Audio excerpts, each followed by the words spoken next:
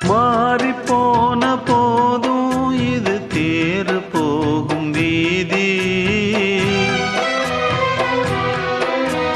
வாரி வாரி தூற்றும் இனி யாரு உனக்கு நாதி. பாசம் வைத்ததாலே நீ பயிரை காத்த வேலி. பயிரை காத்த போதும் வீண் பழியை சுமந்த நீதி. சாமி வந்து கேட்டிடுமா, வீண் பழியை தீர்த்திடுமா.